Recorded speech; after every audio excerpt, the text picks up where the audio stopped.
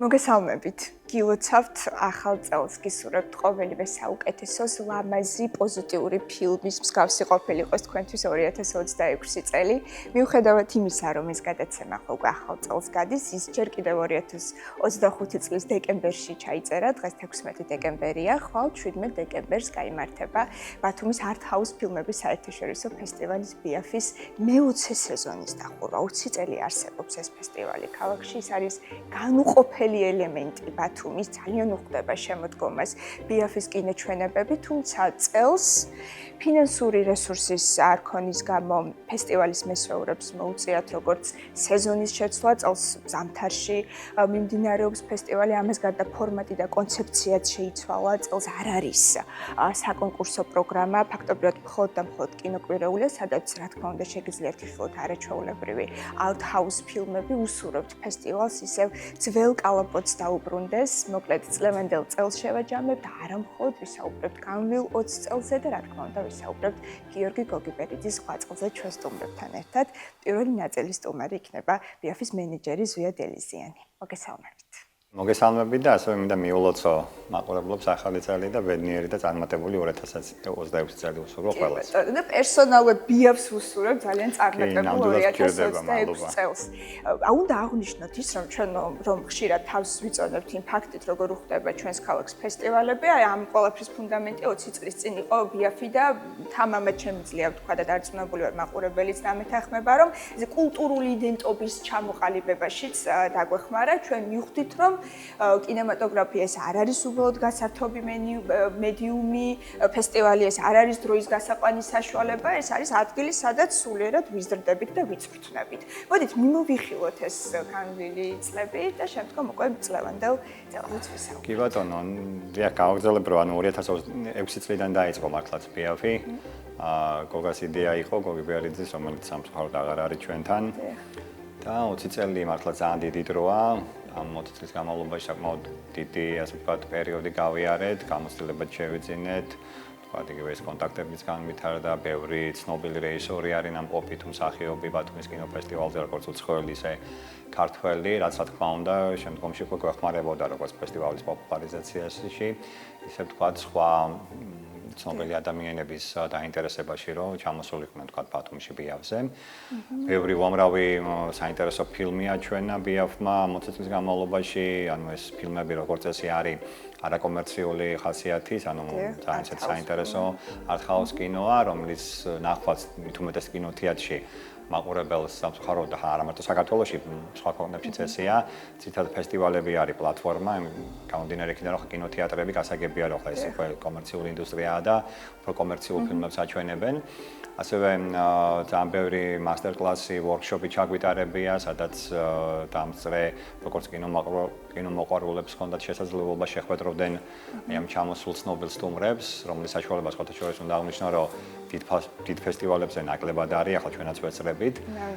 ეს პლუსი გააქვს თქვა შედარებით პატარა ფესტივალებს და ასევე ჩვენ გვაქვს ინდუსტრიული ტალღა, რომელიც შემოდგენილი ნაწილია BIAF-ის და არანაკლები მნიშვნელობისა, გამომდინარე იქიდან, რომ ამ ინდუსტრიულ ვორქშოპებზე ხდება, თქვა მოწვეული სპიკერების, სპეციალისტების მიერ ძალიან ისეთი სპეციფიკური და პროფესიონალური მასტერკლასების ორგანიზება კინოინდუსტრიის წარმომადგენლებისთვის და ქართული კინოს წარმომადგენლებისთვის, რა თქმა უნდა, ანუ რეჟისორები იქნება ესა თუ პროდიუსერები, მათთვის ძალიან ისეთი პრაქტიკული და მნიშვნელოვანი ცოდნის მიღება ხდებოდა, ასევე კონტაქტების განვითარება. ზოგადად ჩვენ ხშირად ვეუბნებით ჩვენს მაყურებელს, არაერთ ფესტივალს ვაშუქებთ, რომ მრავალშრიანია ზოგადად ფესტივალის პროგრამა, როგორც შეგვიძლია ფილმების ნახვა, არაჩვეულებრივი art house ფილმები, რომელთაც ყველგან ვერ ნახავთ, ამას გარდა არის იქ სხვადასხვა მასტერკლასი, ვორქშოპი, ეგრეთ წოდებული ფიჩინგები, რომელზეც არაერთხელ გვისაუბრია.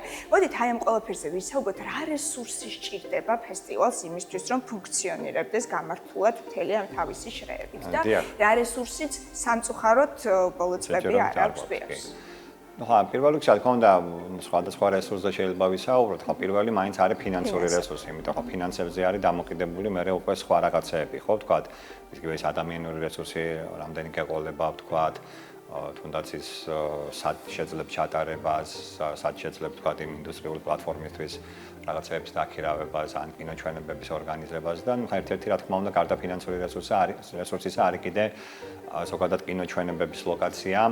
ეს ბოლო 2 წელია ფაქტიურად ჩვენ შევიცვალეთ ლოკაცია იმ გაგებით, რომ კინოთეატრი აპოლო, რომელიც იყო ტრადიციულად ადგილი ბიაფის ჯერჯერობით რენოვაციაზეა და ჩვენც ვატარებთ მეორე წელია უკვე კავია გრანდ მოლში. თქო, დააღინიშნოს, რომ იქ დარბაზები ძალიან მოწესრიგებულია, ახალია თანამედროვე დარბაზებია, რაც ნიშნავს იმას, რომ ჩვენების ხალხი ძალიან მაღალია, კომფორტული სავარძლები და ასე შემდეგ. და აქვე მინდა მადლობა გადავხადო კავია გრანდ მოლს, ბოლო წლებია ძალიან მხარში გვიდგას და ჩვენ მხარდამჭერია. უბრალოდ ერთადერთია რომ ლოკაციურად ცოტა მოშორებულია თან შოპინგ მოლშია და ხო პრინციპში თუ ფესტივალის კუთხით შევხედავ და სხვა ფესტივალების ასე ვთქვათ გადავავლებს თვალს, რა თქმა უნდა, თლად ისეთი ორგანული არ არის ფესტივალისთვის, მაგრამ იმედია რომ აპოლო მალე გაიხსნება და ისევ დაუბრუნდები ჩვენს ტრადიციულ ლოკაციას, თან ბევრი ბათუმელისათვის ეს გაცილებით უფრო იოლია მისასვლელად, მაგრამ მეორე მხრივ ხო ბათუმი ვითარდება და პრინციპში იმ ახალ ბათუმშიც მსგავს კინოთეატრის არსებობა პოზიტიურია და შეიძლება ჩვენაც გავაგრძელოთ ჩვენებების ამომავლოდ, თუმცა აპოლო როგორც ცენტრალური ადგილი, რა თქმა უნდა, ყველაზე იდეალურია ჩვენი ფესტივალისთვის. მოდით კიდევ ერთხელ სურს ხაზი გავუსვა, რაოდენ დიდი მნიშვნელობა აქვს ბიაფს ზოგადად ბათუმისთვის? მისი ტურისტული ყოფისთვის, თითოეული ბათუმელისთვის ამაზე ვისაუბრებთ. დიახ, ბიაფი პრინციპში ბევრ დადებით და პოზიტიურ როლს ასრულებს. ერთი არის რა თქმა უნდა, თუ კინოკულტურის განვითარების კუთხით შევხედავთ, ბათუმში მით უმეტეს ხლა ერთადერთი პლატფორმაა, სადაც ადამიანებს შეუძლიათ ახალი ფილმების ნახვა, მაღალი მხატვრული ღირებულების ფილმების ნახვა, ასევე შეუძლიათ შეხვდნენ იმ ცნობილ რეჟისორებს, მსახიობებს, რომლის საშუალება შეიძლება სხვა დროს არ ჰქონდეთ და თან ჩვენ ყოველთვის ესეთი ღია მიდგომა გვაქვს იმ გაგებით, რომ როცა ტარდება ეს შეხვედრებით მასტერკლასები, გემახსოვრებათ, ღიაა პრინციპში ყველა მსურველისთვის, რაც დიდი პლუსია. ასევე კინოინდუსტრიის განვითარების კუთხითაც ზოგადად ფესტივალები დიდ როლს ასრულებენ და ხა ჩვენ შეიძლება ითქვას, რომ ხა ჩვენი ძირეწვრილი შეგვაქვს ამაში, იმ გაგებით, რომ ხა ფესტივალი არის შეხვედრების პლატფორმაც, ერთგვარი meeting point-ი, სადაც ცხოველი თუ ადგილობრივი, ანუ ქართველი რეჟისორები, მსახიობები ხვდებიან ერთმანეთს, ხდება გაცვლა თქვა იდეების, თუნდაც ერთობლივი პროექტების საუბარი, მუშაობა და შემდეგ უკვე რაღაც კოპროდუქციების შემუშავება. ერთ-ერთი მთავარი და მნიშვნელოვანი ეფექტი ფესტივალის ეგეცაა. და ამ კუთხითაც რა რო ახსენეთ, ინდუსტრიული პლატფორმა საკმაოდ კარგ როლს ასრულებს ამ კუთხით და დიდი პოტენციალი აქვს. ასევე ზოგადად პოპულარიზაციის კუთხით თუ შევხედავთ, ახლა კულტურა არის ერთ-ერთი მნიშვნელოვანი მედიუმი, რითაც ქვეყნის შესახებ გადის ინფორმაცია, ხო? ანუ ყველა ის ადამიანები, ვინც ჩამოდიან, ცხოველ რეჟისორებს, გულისხმობთ, მსახიობებს, კინოს წარმომადგენლებს ზოგადად, როცა ისინი ბრუნდებიან თავიანთ ქვეყანაში, თავისთავად პოზიტიური ემოცია მიაქვთ იქ. არა მარტო ზოგადად ფესტივალზე, ხადია ქალაქის შესახებ, იმიტომ რომ ახლა ის ჩვენც ჩავდივართ ნებისმიერი ფესტივალი რო ავიღოთ, გარდა კინოფილმებისა, რომელსაც ახლა ბევრ ფესტივალზე ნახულობ პრინციპში, ხო? ერთ-ერთი მთავარი პოზიტივი, რაც ამ ფესტივალებს ახლავს და ემოცია არის, რომ რა ხდება იმ ქალაქში, ვთქვა, როგორი ემოციით მიდიხარ, როგორი დახვედრა, მასპინძლობა. ეს გაგვიზიარეთ ჩვენს მაყურებელსაც დაინტერესებს ვარსკვლავები, რომლებიც იყვნენ ბათუმში. როგორი იყო მათი შთაბეჭდილება ფესტივალის მიმართ, ქართული კინემატოგრაფის მიმართ დამოკიდებულება? ანუ ჩვენ ახლა ბევრი კარგი და საინტერესო სტუმარი ყოლია, როგორც რეჟისორები, ასევე მსახიობები, მათ შორის ნასტასია კინსკი, ქრისტოფ ზანუსი, ბელატარი და ბევრი ცნობილი რეჟისორი, აბას კიაროსტამი და ყველა ძალიან დადებითი ემოციით მიდის, იმიტომ რომ ახლა ზოგადად საქართველოში ახლა ყველა მიცის რომ ეს სტუმართმოყვარეობის ტრადიცია მართლაც გამორჩეულია, ჩვენც რა თქმა უნდა მაქსიმალურად ვცდილობთ რომ ის სტუმრები ვინ ჩამოდიან, ყურადღება იქნება თქვა დახვედრა თუ ქალაქის მონახულება, იგივე გასტრონომია, ღვინო, ეგრეთ შემადგენელი კომპონენტია ხო ან გამოცდილების. ყველასთვის მართლაც ძალიან სასურველი და პოზიტივად ყველას უჩნდება შემდეგ უკან ჩამოსვლის და დაბრუნების სურვილი ცხადია და რა თქმა უნდა ქართული კინოც ახლა პრინციპში ვინ ჩამოდი ჩვენთან ამათ ცხადია ქართული კინოც იციან თავისთავად იგივე ახლა ამ ახალ ნამუშევრებსაც ეცნობიან ამ კუთხით და ყოფილა მომენტი რომ თქვა ვიღაცები დაინტერესებულან კიდეც გადაღებით აი მაგალითად თქვა პირველად პაվել პავლიკოვსკი ეს ოსკაროსანი პოლონელი რეჟისორი როცა იყო 2008 წელი იყო შემდეგ რაღაც პროექტის იდეაც ჰქონდა მე მართლა ტრანსფორმირდა ის პროექტი სხვა ფილმი მათ ჩამოყალიბდა მაგრამ მის მეგობართან ერთად შემდეგ გადაიღეს ფილმი საკმაოდ წარმატებული ფილმი იყო და ასევე ყოფილა მომენტები რომ რაღაც იდეებიც დაბადებიათ თქვა ამ რეჟისორებს და შემდეგ გაურძელებიათ მუშაობა ამ კუთხით მნიშვნელოვანი არის ისიც, რომ ხელოვნების უნივერსიტეტებში სტუდენტები იღებენ ნამუშევრებს და BIAF-ი არის პლატფორმა, სადაც ახდენენ აი ამ უკვე წარდგენას თავიანთი ნამუშევრების ფართო აუდიტორიისთვის და უცხოელი აუდიტორიისთვისაც ხშირად როცა მოწვეული სტუმრები ყავთ. ამ საკითხზეც ვისაუბროთ, წელს მიუხედავად იმისა, რომ ფორმატი შეიცვალა და არ არის საკონკურსო სექცია, მაინც დარჩა ეს მოკლემეტრაჟიანი ფილმების სექცია, სადაც ახალგაზრდებმა კონკრეტულად ბათუმიდან მგონი 5 ფილმი არის და ბათუმელი რეჟისორი 5 ფილმია.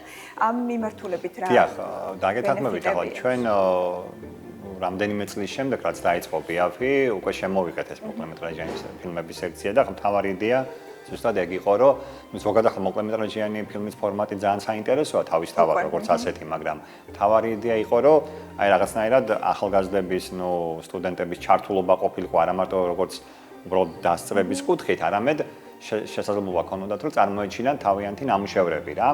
მართლა შეიძლება ძალიან ბევრი არიღებენ თქვა ჩვენთან, მაგრამ ყოველ შემთხვევაში რამდენიმე ფილმი თუნდაც საკმარისია და და თან ერთი რომ საშუალება აქვს რომ თუნდაც ზოგმა შეიძლება პირველად წარადგინოს ეს ფილმი, მერე უკვე ნახულობენ სხვა რეჟისორების ფილმებსაც თავიანთი თუნდაც იგივე ქართველების ან უცხოელების მით უმეტეს გარკვეული რაც აზრების გაცვლა ხდება, შედარება, რაღაც გამოცდილების მიღება, იგივე თუნდაც აუდიტორიასთან კონტაქტიც მნიშვნელოვანია, ხო, ხელოვანისთვის რაღაც ფიდბექის მიღება, მით უმეტეს როცა კონკურსი და ჟიურია, ეგეც ეხმარება მათ ეს შეფასებები. და აქედან გამომდინარე, ხო, აი წელსაც მაგალითად ხო 5 ფილმი არის ბათუმიდან, აქედან 2 არის ხელოვნების უნივერსიტეტიდან, 2 სტუდენტის, 2 არის ასევე აჭარის ტელევიზიიდან, გიორგი ბერძის და ლინდას ფილმი და ასევე არის ერთი ფილმი კიდე, ბათუმელი რეჟისორია, ჯიპაში სწავლობდა ამ კინოს მიმართულებით და ანუ 5-ვე საკმაოდ საინტერესო ფილმია შეიძლება ითქვას. დიახ. თამარ კოხრეიძე და საკმაოდ საინტერესო ფილმებია ამ დებიუტის ან განსხვავებული ზოგი დოკუმენტურია, ზოგი მხატვრული ფილმია. არა, ეს აუცილებელია, იმიტომ რომ აბა რა აზრი აქვს ფილმის შექმნას თუ აუდიტორიას ვერ გაუზიარებ და ხიდი არის BIAF-ი რეალურად მაყურებელსა და რეჟისორს შორის. კიდევ მინდა აღვნიშნო ის, რომ აი თითქოს აი 21 საუკუნეში გადავეჩვიეთ აი ნელი კინოს ყურებას, ხო? აი აჩქარდა ტემპო რიტმი, მიჩვეული ვართ რამდენიმე წამიან რილსებს, ეგრეთ წოდებული რილსებს, აჩქარების ფუნქცია აქვს და ხო, ეს ნებისყოფა არ ყოფნის, აი ამ ნებისყოფასაც ნერგავს მაყურებელში და ეს ნიშანდობლია. დიახ, ანუ აი მაგათ კინოთეატრში, დღეს ხო ხელმისაწვდომია კი პრინციპში, უამრავი პლატფორმა სახში შეგიძლია ტელევიზორში ან დიდ ეკრანებისაც აქვს სახში და ასე შემდეგ, მაგრამ კინოთეატრში რა თქმა უნდა სხვა აურა იმ გაგებით, რომ ჯერ ერთი დიდ ეკრანზეა, საუნდია, ვიზუალი მაინც როგორც უნდა იყოს, თქვა კინოს სწორი კარგი აღქმისთვის, ასე ვთქვათ. და ასევე ის აურა რო არის, თქვა ეს ხდება კინოთეატრში, თქვა ან სხვა მაყურებლებთან ერთად ნახულობა ამ ფილმს რაღაც ემოციების გაზიარებაც ხდება, როგორც დავუშვათ მუსიკაშიც, ხო? ერთი არ მუსიკას უსმენ სახლში ან ურსასმენებით ან რაღაც მედიუმზე. და კონცერტზე რო ხარ, და ეს სხვა აურა ტრიალებს და სხვა ემოცია და დაახლოებით რო შევადაროთ და აქედან გამომდინარე, ხო აი ფესტივალებს აი ეს აქვთ, რომ აი ამ გარემოს ქმნიან, ანუ ერთი რომ ის ფილმები მართლაც ახლა სხვა პლატფორმაზე ან კინოთეატრებში არ გადის და ეს დიდი პლუსია მაყურებლისთვის, რომ ესეთი კოლექცია შეუძლია ნახონ და თან შეუძლიათ ნახონ კინოთეატრში, ხო აი სხვა აურაში, სხვა გარემოში თან ის ადამიანები, ვინცაც უყვარს კინო, მათთან ერთად რაღაც აზრები გაცვალონ, შეაფასონ, დისკუსია მოაწყონ და ასე შემდეგ. უყურო გემრიელად კინოს, სასურველია უყურო კინოთეატრში. და ის ზედმეტი ასე ვთქვათ. მანიპულაციები, რაც იგულისხმება რეჟისორმა, იქ არის მძაფრი. კი ბატონო, ანუ კონცენტრირებულად ნელა ასე ვთქვათ ოთახში უყურებ დიდ ეკრანზე. მონასხოლი. ზვიად კაცემის მეორე ნაწილში, დასკვნით ნაწილში გიორგი გოგიბერიძეზე ვცად ვაპირებთ საუბარს. მინდა გკითხოთ, მისი დეფიციტი როგორ იგრძნობა, როგორ დააკლდა ბიაფს, როგორ დააკლდა მთელ ქალაქს და ბუნებრივად თეთრ კვადრატს გიორგი გოგიბერიძე ბიაფის დამაარსებელი, ასევე თეთრი კვადრატის დამაარსებელია. არაერთხელ აღვნიშნავს და ხშირად აღვნიშნავს. პირველ რიგში ალბათ ჩვენ დაგვაკლდა რა თქმა უნდა მეგობრებს, ახლა ეს ყველაზე მნიშვნელოვანი დანაკარგია ცხადია და მე ცხადია ბიაფსაც იმ გაგებით რომ ყველაფერი ერთად იწყებოდა, ძალიან ასე ვთქვათ ყველაფერი რეჟიმში ვიყავით, ხო, რა თქმა უნდა კომუნიკაციის ურთიერთობის კუთხით რაღაცებს რასაც ვგეგმავდი, თქვათ გოგა ფილმებზე, კინოზე იყო კონცენტრირებული, თქვათ მე ორგანიზება მენეჯმენტის საკითხებზე, მაგრამ ძალიან ესეთი კარგად ჩამოყალიბებული და როგორ ვთქვათ, მაგა კარდა იმ მეგობრობისა დისციპლინირებულია და ესეთი საქმე კი და ამ ჩამოყალიბებული რა გაგებით ვამბობ, ანუ ერთად ჩამოყალიბებული ეს კომუნიკაცია იმდან კარგად ქონდა აწყობილი, რომ ძალიან მარტივი იყო ეს პროცესი და ხომ მე როცა მარტო გიწევს და ვთქვათ შეიძლება ვიღაცები კი თქვა რაღაც კუთხით გვეხმარება, მაგრამ დიდი დეფიციტია რა თქმა უნდა რა. კი ბატონო. როგორც ბიაფის კუთხით ისე ჩვენთვის პირადად. ძალიან დიდი მადლობა ზვიად რომ ვიყავით ჩვენი სტუმარი და აგრძელებთ ბიაფის გზას. მადლობა თქვენ. ბათუმის განუყოფელ ელემენტზე არტ-ჰაუს ფილმების საერთაშორისო ფესტივალ ბიაფზე ვაგრძელებთ საუბარს ფესტივალის თანადამაარსებელთან გოჩა გოგიბერიძესთან ერთად. მოგესალმებით ბატონო გოჩა. გილოცავთ ახალ წელს. გილოცავთ ახალ წელს. ბრავალზე ეს არის. როცა ბიაფზე ვსაუბრობთ, ბუნებრივია ბიაფი და გიორგი გოგიბერიძე ერთმანეთსგან განუყოფელია და ჩვენ ზოგადად თეთრ კვადრატში ხშირად ვახსენებთ რა თქმა უნდა გიორგის და მის ღვაწლს და მის გზას ვაგრძელებთ. ახლა თქვენ აგრძელებთ მის გზას ბიაფის თვალსაზრისით. თქვენ ასევე ხართ გიორგი გოგიბერიძის ძმა, ისიც უთხრათ ჩვენს მაყურებელს და განსაკუთრებულად ემოციური და სენსიტიურია ბუნებრივია თქვენთვის დამატებით კიდევ მეელფერი აქვს ემოციური ბიაფს. მოგვიყევით აი იმ დღეზე თუ გაიხსენებთ ესე კონკრეტულად როცა დაიბადა ეს იდეა და ელოდით თუ არა მაშინ რომ 100 ხანგრძლივი ისტორია იქნებოდა, იმიტომ რომ უკვე აღნიშნეთ რომ მე-20 სეზონი ტარდება წელს ბიაფს. დიახ. კი ბატონო, მოგიყვებით. ძალიან კარგად მახსოვს, იყო სადღაც 2005 წელი თუ არ ვცდები. საღამო ხანდი იყო, ერთად ვისხედით ახალი ასე ვთქვათ ფესტივალზე ახალ ჩამოსული იყო გოგა, ასე ვთქვათ, დერეზენის ფესტივალიდან, როგორც მახსოვს თუ არ ვცდები. მოკლედ კინოხინურებზე კინოზე საუბრობდი და რაღაც საუბრისას, როცა საუბრობდა სხვადასხვა კინოფესტივალებზე, უცებ ვკითხე ეგეთი რაღაცა, რა არის შენი სურვილი თქო რა, გარდა იმისა, რომ კინემატოგრაფია, კინოფილმები კიდე გადაიღო, თან როგორც მახსოვს, მაშინ დამუშავების პროცესი ქონდა დასრულებული, იყო გონი სცენარი თამარ მეფის ბაზიერი, ეს მისი ესე ვთქვათ ერთ-ერთი საოცნებო პროექტი იყო, რომლის გადაღებაც სურდა და სამწუხაროდ ვერ მოახერხა თამარ მეფის ბაზიერის და როცა საუბრობთ, გარდა დაუშვათ კინორეჟისორებისა, რა არის შენი სურვილი, აი რა იქნებოდა შენი ცნება და დაფიქრდა და თქვა, რომ ძალიან კარგი იქნებოდა რომ მომეცეს საშუალება, რომ კინოფესტივალი ასე ვთქვათ დავაარსო და შევქმნაო, რაც ჩამოყალიბო და ჩვენი მეგობარი იმყოფებოდა რამოდენიმე მეგობარი იქ და ერთ-ერთმა როცა საუბრობდით, უთხრა რომ რა გჭირდება ამისათვის, რა თქმა უნდა უთხრა გოგამ, რა თქმა უნდა რესურსები, ფინანსური, რესურსები და შემდგომ უკვე სტრუქტურა ყველაფერი, ბევრი რამ და იმ საღამოს არაფერი არ თქმა უნდა თქვით რომ კი ბატონო მოდი დავიწყოთ შენ მაგრამ არაფერი იდეის დონეზე იყო და მეორე დღეს გოგას დაურეკეს, მოკლედ რაღაც გარკვეული ქმედებები განხორციელდა და დაურეკეს რომ უთხრეს რომ შეხვედრა იგებოდა ჯამინდელ თავმჯდომარესთან, აჭარის თავმჯდომარესთან, ლევან აშალმიძესთან და შეხვედრა დაიგეგმა რომ ამ კინოფესტივალში, ესე ვთქვათ, მოკლედ რომ ეს ინფორმაცია მივიდა, პირდაპირ მიაწოდეს ინფორმაცია, რომ ეგეთი სურვილი არის, გოგაზე უთხრეს, ქართული ბათუმელი კინემატოგრაფი, კინორეჟისორი, დამწყერის არის და აქვს სურვილი რომ კინემატოგრაფი. და მაშინ არა თუ კინოფესტივალი, საერთოდ ფესტივალების კულტურა არ იყო ქალაქში. არა, ერთადერთი რაც იყო გეტყვით, კარგად მახსოვს, რომ მე მონაწილე ვიყავ ამის, რომ პირველი მახსოვს მანსანკანით დავიწყეთ ბათუმის გაცოცხლება ამ კუთხით, ხიარულთა საზრეთა კონკურსი, აი 90-იანებში რომ დავიწყე და აი ეს იყო რეალურად აი ამ ჭრილში რომ რაღაც ესეთი მაცოცხლებელი, ქალაქის მაცოცხლებელი ტარდებოდა. შემოგვიწევდა ჩამქრალი იყო ეს მოხდი უკვე კარგი ხანი, მაგრამ რეალურად ფესტივალების ჭრილში აი ამ კონტექსტში არაფერი არ იყო. შემდგომ მოხდა შეხვედრა, რა თქმა უნდა, ძალიან კარგად მახსოვს ბიუჯეტიც, მახსოვს გარემო ოფისი, სადაც მოგვიცა განათლების სამინისტროში გამოგვიყვეს პირველად ოფისი და აი აქედან პირველი აი როგორ გითხრათ, სრულიად ცარიელი ხელებით, მაგრამ სავსე გონებდი ნუ ესე ვთქვათ იდეით, ენთუზიაზმით გოგამ დაიწყო, რა თქმა უნდა, იმ გუნდით, ახლა დღეს რამოდენიმე თქვენს კარგად იცნობთ ამ გუნდის წევრებს და გავხდით მეგობრობთ, ყველანი ვინც კი ამ გარშემო იყო კინოფესტივალისა თავმოყრილნი, დავიწყეთ, ასე ვთქვათ, აი ნულიდან, სრულიად ნულიდან ფესტივალის შენებლობა. გეტყვით იმასაც, რომ წინააღმდეგობებიც წამოვიდა ტალღა მაგრამ იყვნენ კამპანიები, რადგან არავის არ წარმოედგინა. აი, გარემოებიდან გამომდინარე, არავის არ წარმოედგინა, რომ აი ბათუმში შესაძლებელი იყო საერთაშორისო კინოფესტივალის, ასე ვთქვათ, ხო, გაკეთება რა.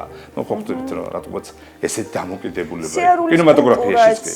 ხო, მაგრამ კინოთეატრებში სიარულის კულტურაც ის არ იყო ჯერ მოსახლეობაში გამჯდარი და შემდგომ უკვე ძალიან ბევრი მიმართულებით ცნობიერება გაგვიზარდა ბიაფმა.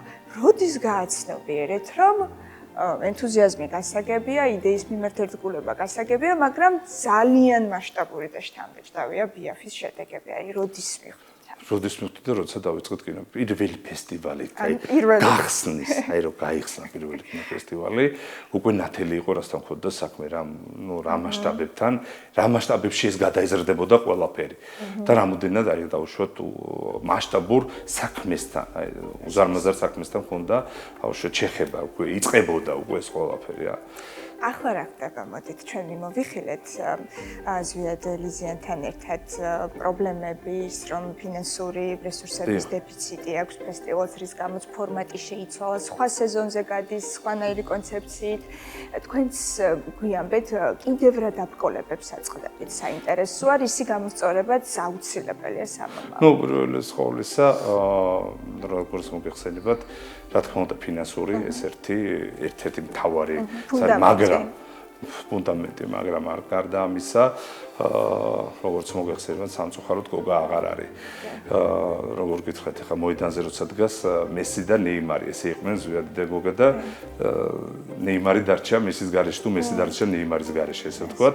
და ახლა უკვე ფიქრობ და მუშაობთ იმაზე, მეც ასე ვთქვათ, ჩავერთე, მაგრამ ფიქრობთ და მუშაობთ ამ საკითხზე, მე და ზვიადიც და ბირთვი გუნდი, ნუ იცი ვართ, გოგას მეუღლეს ქეთით ჩვენთან ერთად არის ჩართული ამ პროცესში და უკვე მალე ძალიან კარგ სიახლეებს, ასე ვთქვათ, სატელევიზიო კუთხით პრეს-კონფერენციის სახით იქნება თუ როგორი, წარმოგიდგენთ ბირთვს ზრდით, გადავწყვეტეთ ეს მე ზვიადი და ქეთი, რომ ბირთვი იზრდება, უფრო ასე ვთქვათ, მძლავრი და სიმძლავრეები ემატება ჩვენს ბირთვს და საინტერესო იქნება ყველასათვის დამერწმუნეთ და ძალიან კარგი სიახლე იქნება და აუცილებლად აი ფესტივალის ჩენებების გახსნა რო ქონდა, ზვიადი გამოვიდა სიტყვა და შემდგომ მე და იქ ვახსენე და შემდგომ ზვიადმაც უკვე თარგმნა საზოგადოებას, რომ აუცილებლად არ გავჩერდებით და ფესტივალი იქნება ძალიან დიდი, ვინემ აი აქამდე მოვიდა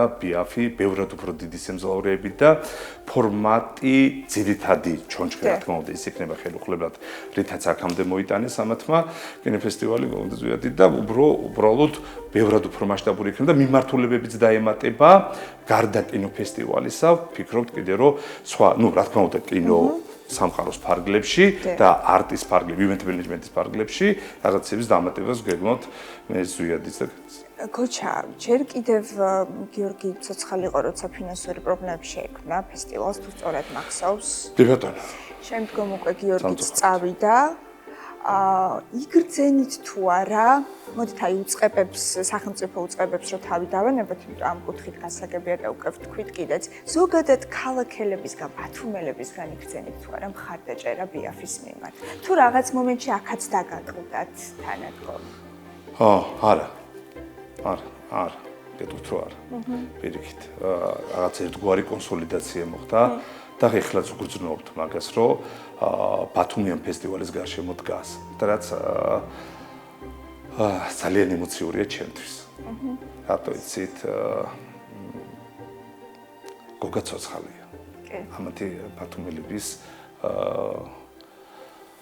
ჩვენთან ყოფნიდან კონსოლიდაციით აი ამ ფესტივალის გარშემო რა. უფრო ორმაგად გააცოცხლეს გოგა. ამ დამოკიდებულებით. მესმის აბსოლუტურად და წარუშლელია გოგას კვალი, გაგრძელდება ღირსეულად დარწმუნებული ვარ. ულევ წარმატებას გისურვებთ. შემდგომ უკვე სიახლეებსაც დავაანონსებთ BIAF-ის, როცა პრესკონფერენცია გაიმართება და რა თქმა უნდა მაჯაზე ხელი გვიდევს და თეთრი კვადრატი და BIAF-ი ეს ორი გოგას დანატოვარი, რომელსაც გულით ვაგრძელებთ ის ადამიანები, რომელთაც ძალიან გვიყვარდა გოგა და დიდ პატივს ვცემდით მას. კიდევ ერთხელ ულოცავ ჩვენს მაყურებელს ახალ წელს, ისიც უნდა აღვნიშნო, რომ ახლა პატარა პაუზა გვექნება იანვრის განმავლობაში ვეღარ გვიხილავთ, თუმცა თებერვალში რა თქმა უნდა ახალი თემებით დავბრუნდებით. თითეული ეთერი, რა თქმა უნდა, ეძღვნება გიორგი ლობილერიძის ხსოვნას. გემშვიდობებით.